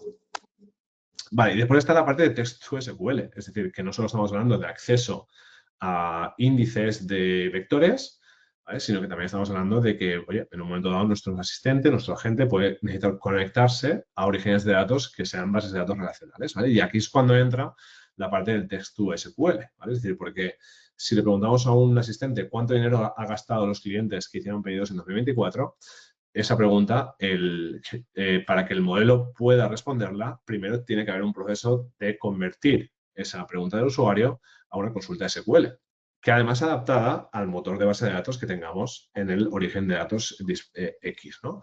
Claro, esto los modelos de lenguaje lo hacen bastante bien, pero para ello tienen que conocer primero cuál es el modelo relacional. ¿Vale? Es decir, cómo está estructurada y documentada nuestra base de datos. Es decir, que los campos sean explícitos, que las relaciones estén bien establecidas, incluso si tenemos un diccionario de datos, si tenemos sinónimos. Y aquí lo que nos encontramos con algunos clientes es que, en fin, ese trabajo, digamos, base de fundamentos pues muchas veces no está hecho. Y la calidad del dato de la que partimos para algunos casos de uso de ese tipo, pues es bastante baja. Y cuanto más baja sea esa calidad del dato, pues más difícil se lo vamos a hacer para que, uno, se convierta primero esa consulta en lenguaje natural a una consulta en SQL, y que ese SQL se ejecute correctamente en el origen de datos a que esté conectado al modelo, que se devuelvan los datos que responden a la pregunta y que a partir de ahí sí que el modelo pueda contestar. Es decir, entonces, aquí digamos que la magia no existe. O sea, si no hay una mínima calidad del dato de origen y si no somos capaces, digamos, de mostrarle al modelo nuestro modelo de datos, evidentemente en la primera fase dentro de ese ciclo, que es la conversión de la consulta a una consulta de SQL, pues no funcionará, ¿no? Y bueno, y este es un ejemplo de todo lo que os contaba, ¿vale? Es decir, cuando llegamos a la parte de generación, ¿cómo hemos ido acumulando ese contexto que hemos ido trabajando? Pues fijaros, esta es otra aplicación que utiliza nuestra misma interfaz dentro de un proyecto con un cliente. Y bueno, que la pregunta a su vez era un RAG híbrido, ¿vale? Un RAG que recuperaba información tanto de una fuente, o sea, tanto de una base de datos interna como de orígenes web, ¿vale? Entonces aquí preguntábamos cómo han evolucionado las explotaciones en el sector cerámico en los últimos años y hace una comparativa con fuentes externas. Y aquí, pues bueno, comparaba con las citas en azul son fuentes internas y las citas en gris webs externas. Pero para hacer esta pregunta, o sea, pero para realmente contestar esta pregunta, ¿qué es lo que ha visto el modelo por detrás? Pues bueno, el modelo primero tiene un meta prompt, ¿vale? Es decir, como unas instrucciones generales de donde incluimos incluso contexto de la propia empresa, ¿vale? Que, pues, esta empresa qué es, a qué se dedica, etcétera. El prompt del propio asistente, que son las instrucciones que tiene que seguir ese asistente como tal. Pero después tenemos la propia pregunta del usuario, las variantes de esa pregunta, por ese multiquery que aplicamos, el historial del usuario, en el caso de que exista historial de conversación, más, y es la parte más importante, más los contextos priorizados, que son todas estas fuentes que recuperamos previamente. Con todo esto es con lo que se acaba generando una respuesta. Como veis aquí, pues hay una parte de ingeniería de contexto importante. ¿Vale? Y bueno, esto digamos que sería la parte más clásica, el cómo se han ido desarrollando hasta ahora los asistentes y casos de uso como los que habéis visto ahora, pues ya son bastante comunes en las empresas, incluso la propia generación de asistentes / agentes, ¿vale? Que ahora veremos la diferencia o cómo está llegando desde el mercado, cómo están llegando desde el mercado tecnológico estos conceptos digamos, a las empresas. Pues ya veremos, ¿no? Pero realmente este tipo de asistentes conversacionales pues, están ya bastante presentes en muchas empresas, incluso, como decía, en algunos entornos como Copilot para Office, ya incluso el usuario puede generarse, ¿no? Estos pequeños asistentes conectados a algunos orígenes de datos que pueda tener en su SharePoint o en su OneDrive y demás, ¿no? Digamos que este concepto de acceso conversacional está siendo pues se está haciendo mucho su uso porque en fin, al final esa gran tendencia de que todo va a ser conversacional, ¿no? Todo acceso o toda interacción que tengamos con el software o con el hardware será a través del lenguaje natural. Pero bueno, esto digamos que es hasta ahora que hemos hablado, si os fijáis, hemos hablado de IA generativa, hemos hablado de modelos de lenguaje, hemos hablado de ingeniería de contexto y hemos hablado de RAG, ¿no? Pero no hemos hablado aún de agentes, ¿vale? Entonces ahora es cuando hablamos de agentes que es donde está hablando todo el mundo, ¿no? En 2025, si hay un hype, si hay algo, si en 2025 en IA generativa se podía resumir en una palabra, sería esta de agentes, ¿no? Y claro, cuando hablamos de agentes, hablamos de una nueva tendencia. Esto es importante también aclararlo porque nosotros como centro tecnológico y, en fin, con más de 30 años de existencia, pues hemos trabajado ya desde hace muchos años con agentes y no eran agentes como los conocemos ahora impulsados por modelos de lenguaje, ¿no? O no son los agentes que, digamos, nos está llegando ahora como única visión de agente, ¿no? Es decir, al final los agentes de inteligencia artificial se tenéis que comprender que existen desde hace décadas, ¿no? Al final, sistemas autónomos capaces de percibir su entorno, decidir y actuar según unos objetivos concretos, es algo que, digamos, la ciencia o la ingeniería del software pues ya lo proporcionaba, ¿no? Los sistemas multigente clásicos se han venido utilizando y se siguen utilizando en diferentes ámbitos de aplicación. Y ahí podéis ver desde desde la parte de aprendizaje por refuerzo, ¿vale? Donde AlphaGo fue el caso más curioso, pero bueno, en control industrial, en robótica, en simulación, sistemas de recomendación, en fin, Netflix, Amazon, Spotify, los motores de optimización y decisión en logística, planificación, mantenimiento predictivo. Aquí existen agentes de inteligencia artificial, los más clásicos, que se caracterizan porque tienen una profundidad causal importante y madurez técnica, ¿vale? Es decir, tienen capacidades muy robustas en dominios concretos de aplicación. Esto es lo que los diferencia también de los agentes actuales, donde, digamos, la madurez técnica no es tan alta, pero sí que la capacidad de generalización es mucho más amplia, ¿vale? Son mucho más anchos, ¿no? Entonces, entre los nuevos agentes, que ahora nos detendremos a hablar de ellos, y los agentes, digamos, clásicos, no hay ahí una falsa dicotomía, ¿vale? Y muy probablemente, como si estamos viendo también con algunos clientes, muchos casos de uso pasarán por una combinación de ambos, ¿vale? Es decir, por estrategias híbridas donde se combinen técnicas más robustas de sistemas multiagente clásicos con, digamos, con ya agentes desde la perspectiva de la explotación de modelos de lenguaje. Pero, en fin, después veremos también, si nos centramos en esa segunda tipo de agentes, que son los agentes impulsados por modelos de lenguaje, si realmente cuándo tiene sentido que los apliquemos o no, que en un caso de uso. Fijaros, flujos de trabajo o agentes. Esta también es una pregunta que creo que es pertinente, porque ambos están confundiendo, aunque dependiendo de quién, nos dice que pueden ser lo mismo, o si no lo mismo, sí que pueden formar parte del mismo paraguas, pero que forman parte, digamos, de diferentes niveles de complejidad. Por ejemplo, que Microsoft nos dice que un agente es un sistema que usa un modelo de lenguaje, un LLM, para decidir el flujo de control de una aplicación. Y que dentro de ese flujo de control hay diferentes grados de autonomía. Por ejemplo, un RAG clásico, que solo recupera y genera, es un nivel de autonomía 0, con lo cual pues, no se consideraría un agente. El asistente que os he enseñado de recursos humanos se consideraría un RAG clásico, ¿vale? Porque digamos que el ciclo es lineal, ¿vale? Se lanza preguntas, se recupera y se genera, ¿vale? Y no hay decisiones intermedias, es un flujo fijo, ¿no? Sin embargo, cuando ya entramos en algunos niveles de autonomía, hablamos de agentes de enrutamiento, ¿vale? Que son cuando un modelo de lenguaje tiene la capacidad, a partir de esa capacidad agéntica, ¿vale? Que es capacidad de tomar decisiones autónomas, de decidir cuál es el siguiente paso. Y ya es cuando hablamos, digamos, de un nivel totalmente autónomo, que es un agente propiamente dicho, que es cuando uno o varios modelos de lenguaje planifican, llaman a herramientas, evalúan resultados y deciden los siguientes pasos. Es decir, digamos que agentes se ha extendido mucho el término, aunque el grado de autonomía difiere mucho de unas aproximaciones a otras, ¿no? Hoy vamos a hablar, o más adelante vamos a hablar del RAG agéntico, que el RAG agéntico estaría, digamos, entre el 1 y el 2, ¿vale? Porque es un agente de enrutamiento, pero también tiene algunas partes autónomas, como después veremos.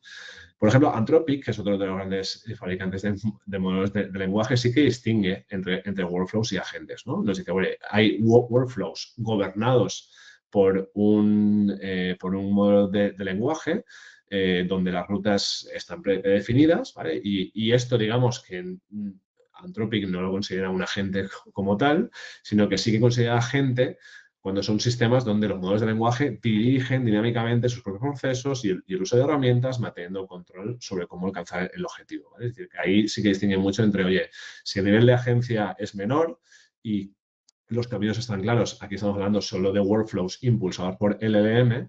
Sin embargo, si hablamos ya de un nivel de agencia y de autonomía más importante, pues hablamos ya de agentes como tal. Pero bueno, sin perdernos en disquisiciones terminológicas, ¿vale? Porque al final la tendencia es que todo será un agente, y de hecho algunas plataformas como N8N, que se han hecho muy populares a partir de esta irrupción de los agentes, serían más unos workflows, ¿vale? Son plantillas predefinidas de workflows donde hay elementos que son agentes que al final no son como nodos dentro de ese flujo de trabajo o flujo de datos, donde esos nodos son agentes y se conectan a las herramientas que hacen falta, entre ellas a un modelo de lenguaje. De hecho, esa es la pila, ese es el bloque técnico fundamental que Anthropic, que en ese artículo que os recomiendo leer, indica como, digamos, como pieza técnica fundamental. Es decir, tenemos un modelo de lenguaje con añadidos. ¿Y cómo le incluimos esos añadidos? Pues bueno, esos añadidos pueden ser acceso a bases de datos con recuperación, acceso a herramientas, a APIs, ¿vale? Pues imaginaros, a calendarios, a correos electrónicos, a lo que necesite la gente, y también esa capacidad de gestionar la memoria, de leer en memoria, en el caso de que necesiten más contexto, incluso de escribir. ¿Cómo gestionamos el acceso a estas herramientas?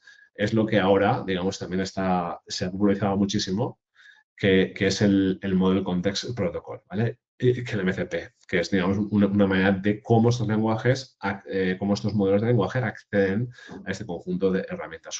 Una manera de estandarizarlo, ¿vale? Sería como el USB para el acceso a estas herramientas por parte de los LLMs, ¿no?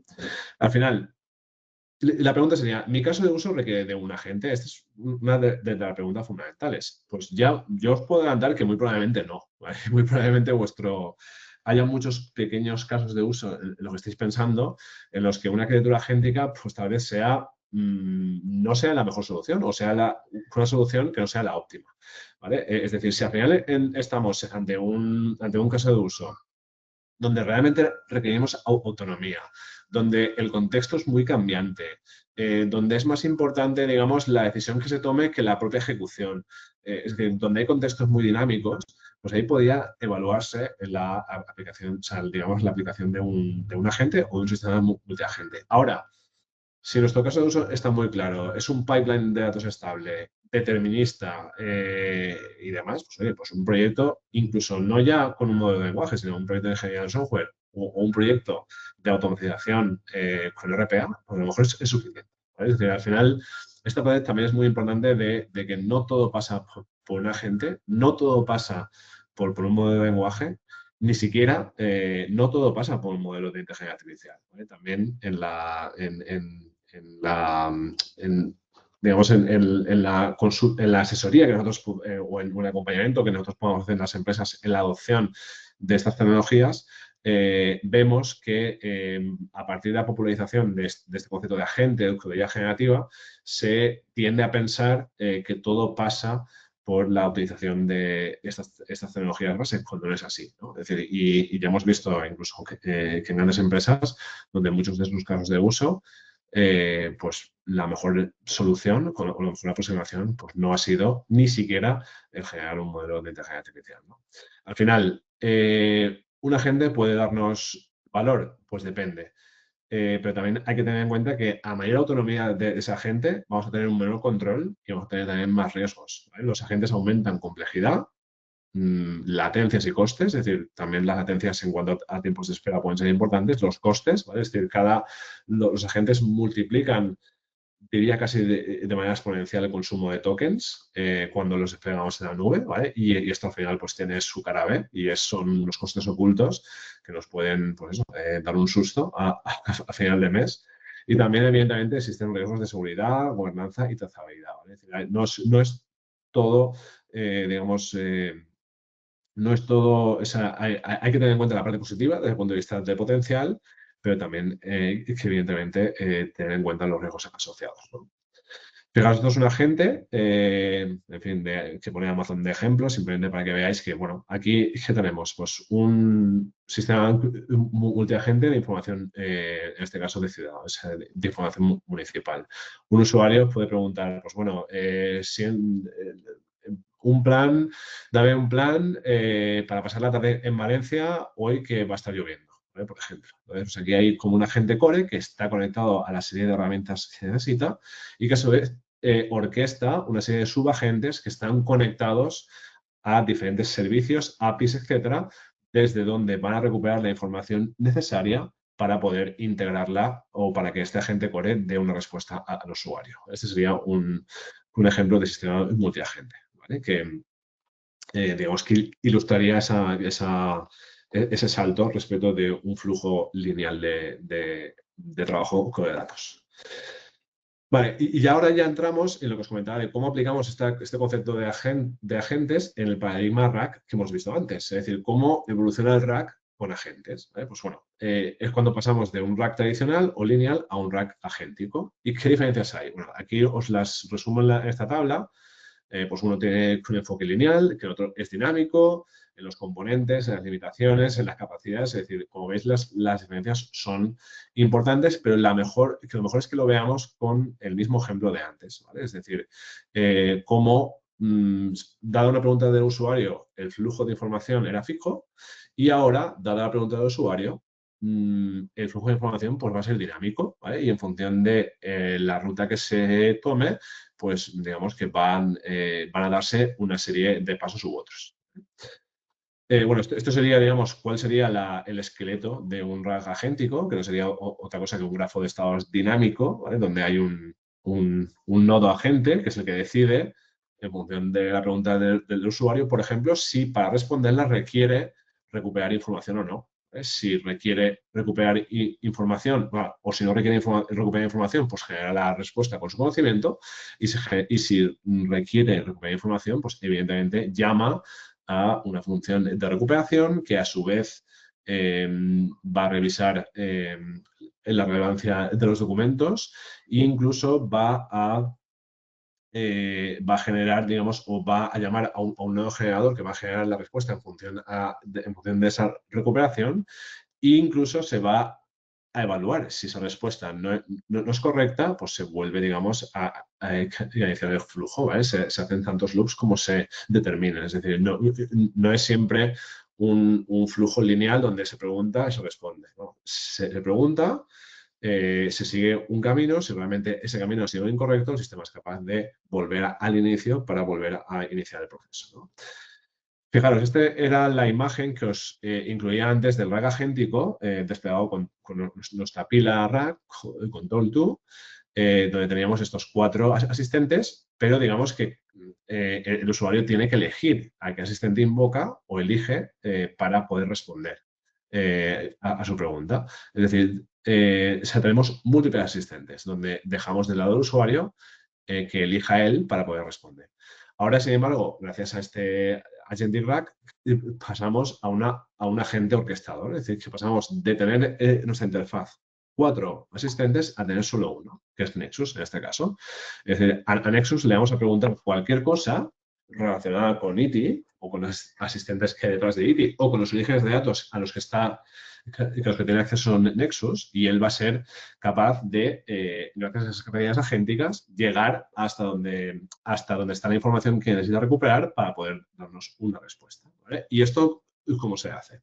Bueno, esta es la evolución que tendría la arquitectura anterior que os comentaba respecto de la que tenemos ahora desplegada, ¿vale? Es decir, tenemos también que gracias a ese MCP, a ese Model Context Protocol que os comentaba antes, tenemos una serie de agentes desplegados, en este caso con LangGraph, que cada uno tiene acceso a su modelo de lenguaje desplegado también en local, y tenemos un agente orquestador que, dada una pregunta al usuario, decide, pues bueno, qué hacer con esa pregunta. Si es una pregunta que se puede responder sin necesidad de una recuperación, pues directamente la pasa al agente generador, que evidentemente primero la generará y después un agente verificador verificará si es correcta. Si no es correcta, volverá la pregunta al agente orquestador y volverá a iniciar el flujo, o si no, ya la presentará al usuario. Pero si ese agente orquestador decide que esa pregunta requiere de una recuperación, pues ya enviará, digamos, o determinará que para la pregunta de ese usuario, ¿dónde tiene que buscar? Si tiene que irse a una base de datos vectorial, a web abierta o a una base de datos relacional para hacer un texto SQL. Digamos que ya hay diferentes caminos de decisión. Vale, esto sería cómo está desplegado con LangGraph, ¿vale? Con los diferentes nodos. ¿Vale? Pero bueno, que básicamente es lo que os comentaba antes. Vamos a tener un nodo clasificador y después un nodo generador y un nodo siempre validador de la respuesta. Y entre medios, pues, y entre medias, evidentemente, los pasos del flujo que sean necesarios. Y esto, para que no se quede, digamos, en la parte teórica, vamos a ver ahora un vídeo donde vais a ver cómo, o sea, esta es una interfaz diferente a la que tenemos desplegada, simplemente para que podáis ver los logs del sistema y ver como para el usuario es igual, es decir, para el usuario no hay ningún cambio.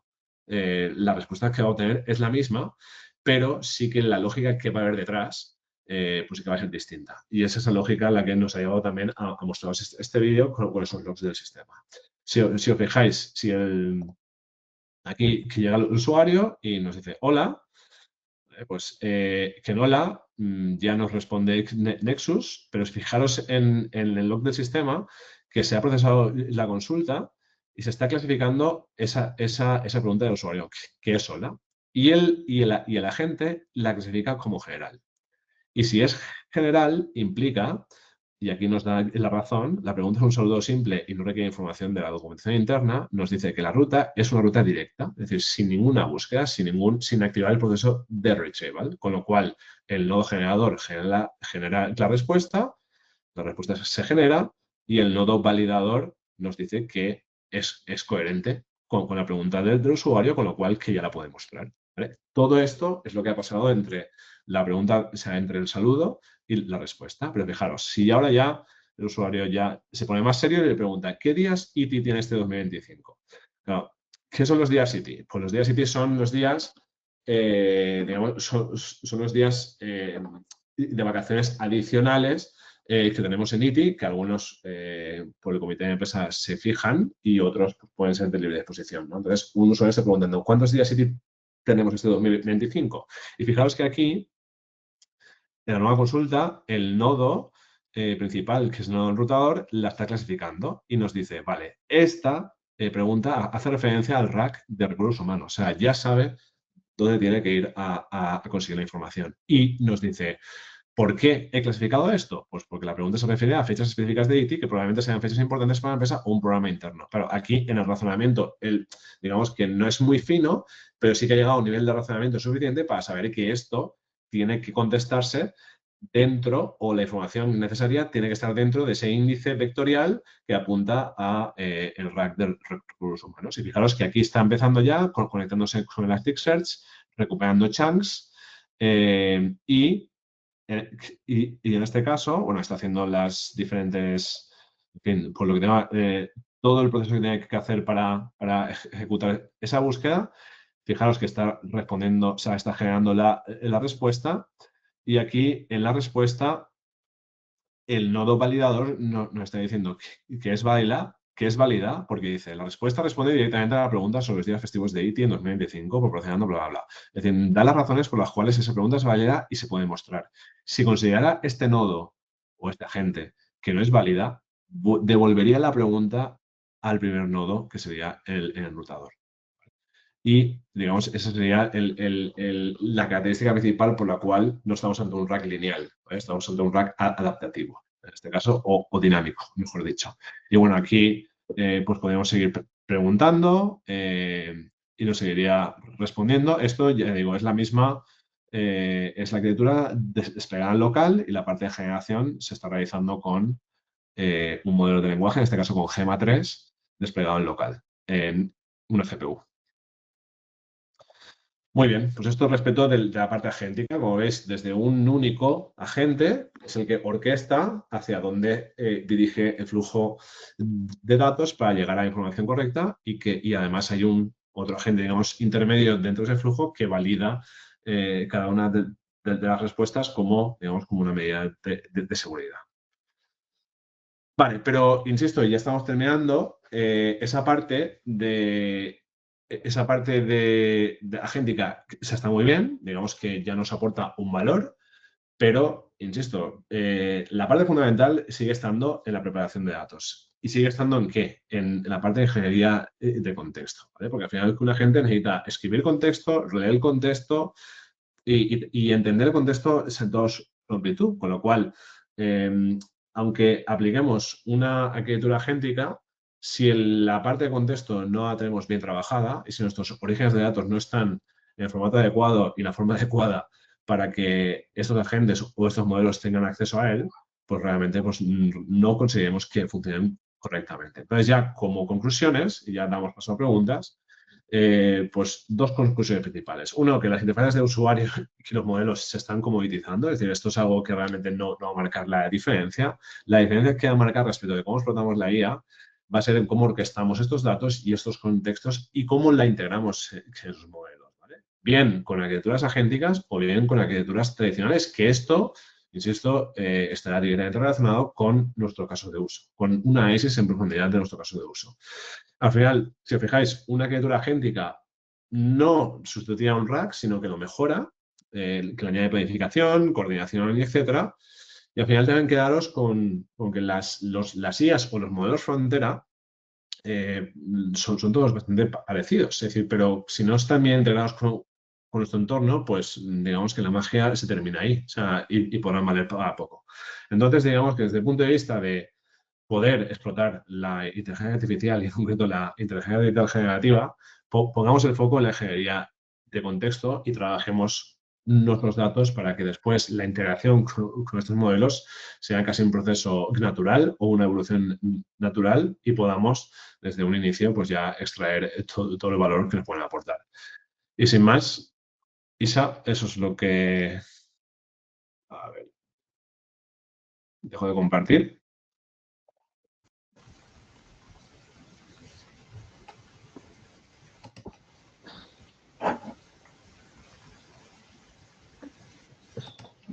Sí, no se escucha. No te escuchamos, Daniel.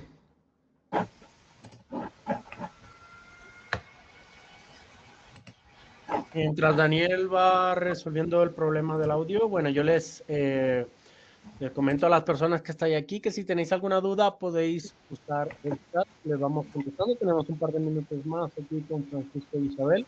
También podéis activar el micro. Podéis activar el micro en el botoncito reaccionar, levantáis la mano y le vamos abriendo el micro.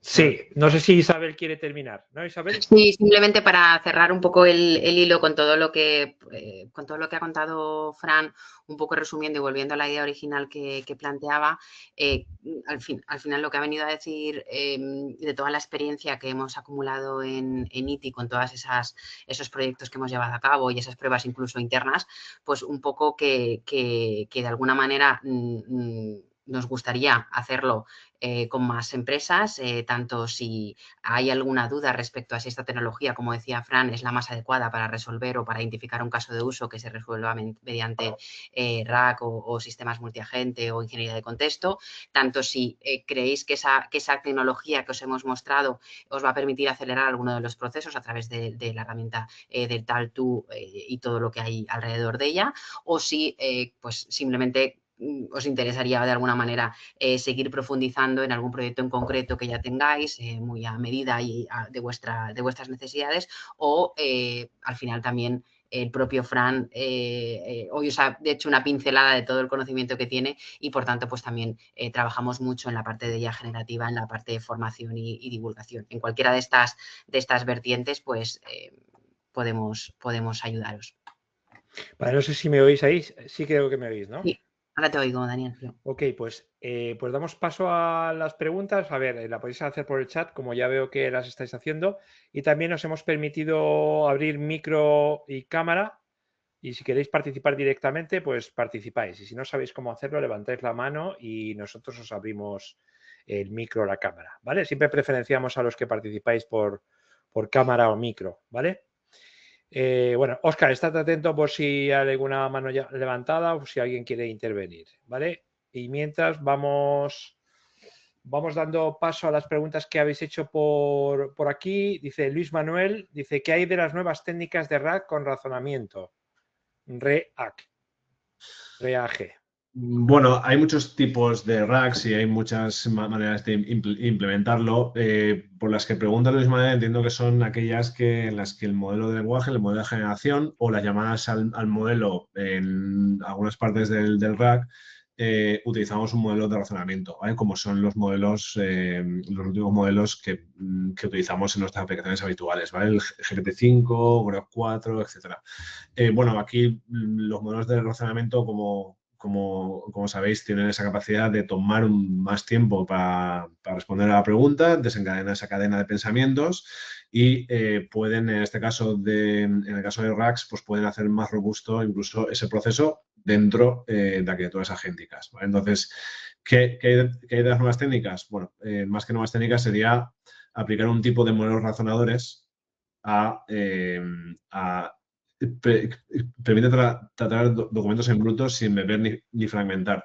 Bueno, esto en realidad hace referencia a entornos bastante controlados, ¿vale? Es decir, la parte de recuperación y la parte de fragmentación siempre es necesaria, actualmente, al menos, ¿vale? Es decir, cuando el número de documentos crece, y la mayoría de casos de uso que tenéis en las empresas son así, trascienden, digamos, esa necesidad y es necesario hacer esas técnicas de tratar los documentos en bruto. Lo que sí que hay algunas técnicas es que permiten una recuperación a partir de la estructura del documento, que no tanto por chunks, esto sí, ¿vale? Pero son técnicas más experimentales y llevadas a escala y en producción, pues todavía no se han probado, o nosotros al menos no las hemos probado y no podemos a día de hoy recomendarles, ¿vale? Están más en fase experimental.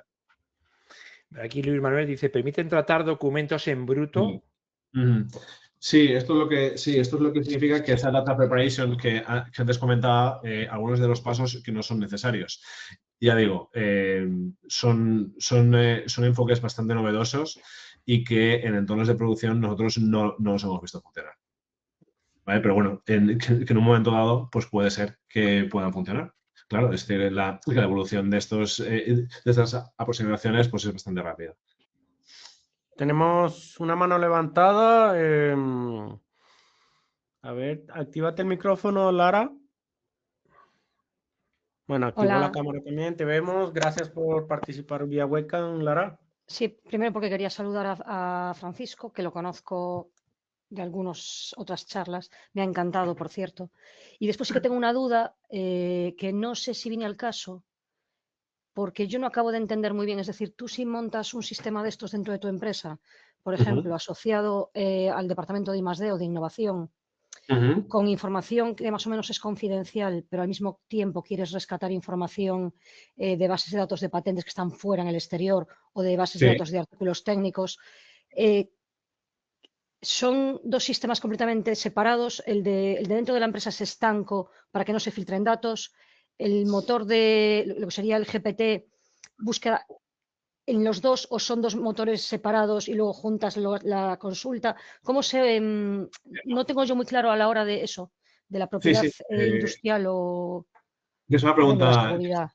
es una pregunta muy, muy pertinente. De hecho, la aproximación del radar agéntico va precisamente a solventar las preocupaciones que puedas tener con ese caso de uso, Lara, porque en un momento dado, para la parte interna, es decir, tú podrías montar una arquitectura multiagente y multimodelo, en la cual la parte que tú decidieras se podía quedar en la infraestructura de tu empresa y la que tú quisieras pudiera salir fuera, ¿vale? Es decir, esto ya depende del caso de uso concreto. Si, por ejemplo, hay información confidencial de vuestro departamento de I+D, pero quieres que entre dentro de ese flujo agéntico, pues ya se podría programar para que tanto la parte de recuperación como generación se quedara solo en local, y si realmente tú necesitas ampliar el contexto de ese modelo con las 5 últimas patentes de una familia X, pues que eso sí que evidentemente se conectará hacia afuera y que incluso ese procesamiento de esa información que se recuperara en esa base de datos de patentes se hiciera en una nube de un tercero, ¿vale? Pero digamos que tú tienes un control sobre lo que quieres que se quede en tu infraestructura y lo que quieres, digamos, también por utilizar recursos, llevar fuera. Es decir, se pueden convivir ambos modelos. Esto es lo que nosotros llamamos una aproximación híbrida, que es lo que algunos clientes también nos solicitan. Partes de la información que no pueden salir de la empresa y otros que realmente pues, no es información tan crítica porque es información externa o que es pública.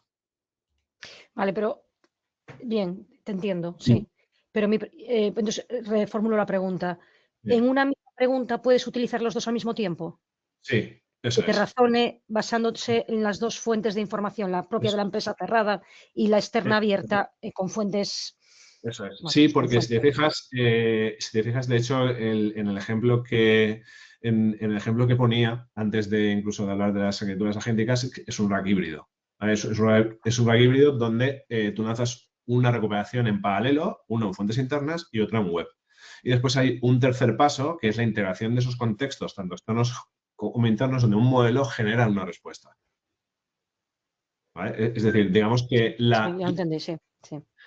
la recuperación va en paralelo y la generación integra los Integra las contextos. dos. Sí, Eso es. ya entendí. Muchas gracias. Y un placer escucharte. Nada, a ti, Lara. Ok, vale, pues tenemos aquí, bueno, si queréis intervenir, tenemos un par de minutos todavía y damos preferencia como Lara. Por cierto, muchas gracias. Vale, pues tenemos aquí bastantes preguntas por el chat. Vamos a ver, por ejemplo, Enric, respecto al uso de modelos tanto privativos como abiertos, el uso de modelos abiertos se suelen utilizar con mucho contexto o con contexto bajo, por el uso del coste de GPU. Claro, esa es una muy buena pregunta. Pues ahí es donde hay que, es decir, cuando realmente tenemos la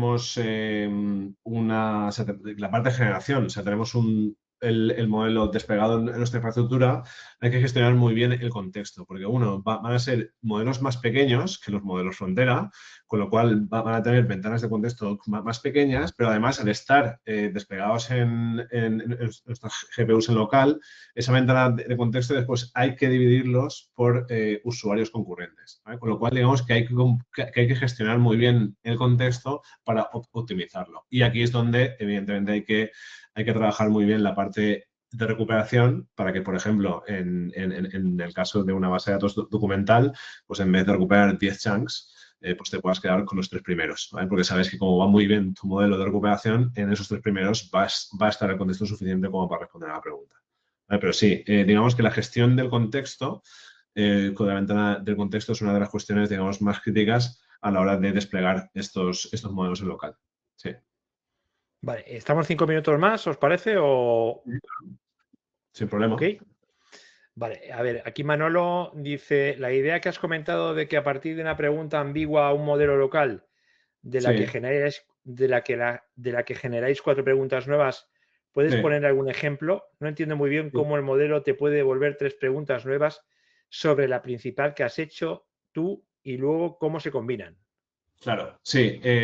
Bueno, pues un ejemplo sería bueno, más un ejemplo que explico también cómo funciona de nuevo, por si no ha quedado claro. Al final es un sistema multiquery que lo que hace es toma como entrada una pregunta del usuario y lo que hace el modelo de lenguaje es, vía unas instrucciones que se han dado, le dice, tomando como referencia esta pregunta, genera 4 preguntas iguales, pero con variantes terminológicas. ¿Vale? Es decir, tú estás aumentando, digamos, las maneras en las que podía ser preguntada la misma cuestión para poder, digamos, tener los puntos de recuperación, o sea, el mayor número de puntos de recuperación posibles para que cuando vaya esa pregunta a transformarse en un vector y a compararse con los vectores que tú tienes, que tu base de datos vectorial, digamos, la recuperación sea lo más exhaustiva posible. ¿Vale? Entonces, por ejemplo, si preguntamos cuáles son los permisos retribuidos en ITI, pues variantes de esas preguntas podrían ser ¿cuáles son los permisos que se pagan mientras estás de baja? O ¿cuáles son los permisos que los que tengo derecho con una prestación mientras estoy disfrutando de ellos? Es decir, son variantes de la misma pregunta. ¿Vale? Son variantes en las que se utilizan variantes terminológicas y sinónimas para que se pueda ampliar la pregunta y que cualquier aproximación semántica a esos términos, con independencia de cómo estén expresados en la documentación, pues puede estar reflejada en ese universo de 4 preguntas. ¿Y cómo gestionamos después los duplicados? Pues bueno, al final son como si lanzáramos 4 preguntas en paralelo a una misma base de datos, recuperamos 10 fragmentos de documentos por cada una de esas preguntas y después hacemos un merge, es decir, que eliminamos duplicados y después de eliminar esos duplicados nos quedamos con un listado amplio que después hay otro modelo que rankea, que se queda solo con los 10 documentos, o sea, con los 10 fragmentos de documentos que semánticamente son más próximos a la pregunta original del usuario. Al final son variantes. Vale, aquí dice Manuel, ¿cómo se gestiona que ante un cambio normativo o decisión estratégica el contenido de varios documentos de los que ya están en el sistema pasen a ser inválidos? ¿Cómo se detectarían estas incongruencias? Claro. Sí, bueno, esto es algo que también es un reto. Estas son las partes puramente de ingeniería del software que en un proyecto de IA generativa muchas veces pues, se olvidan y que pues, impactan muchísimo, ¿no? Nosotros, por ejemplo, que hemos generado un sistema de ingesta en el cual en un cliente, tanto nosotros como tanto en los clientes, en el cliente interno, digo como un cliente externo, pues apuntamos a un repositorio, ¿vale? A un endpoint en el cual estamos monitorizando constantemente los cambios, con lo cual quien se encarga de actualizar ese repositorio, solo con la subida de un nuevo documento, el sistema ya es capaz de rehacer ese índice y de volver a preparar los datos de nuevo para que cualquier pregunta que haga el usuario siempre esté respondida con la información actualizada. Sino también tenemos una gestión de metadatos, ¿vale? Es decir, podemos y de hecho trabajamos con metadatos asociados a esos chunks, con lo cual siempre trabajamos o siempre que tengamos documentos que sean sensibles al número de versión, tratamos o extraemos ese metadato para que el asistente sea capaz de responderte, incluso no solo con la información de ese documento, sino con la versión de la política o del documento con el que ha generado esa respuesta, ¿vale? Con lo cual siempre hay una trazabilidad y una transparencia respecto de que tienes la garantía de que está contestándote con la última versión del documento, ¿vale? Pero digamos que esto depende, evidentemente, de que ese repositorio al que está conectado este sistema esté actualizado por parte, evidentemente, del responsable de esos procesos. Bueno, aquí pone otra pregunta.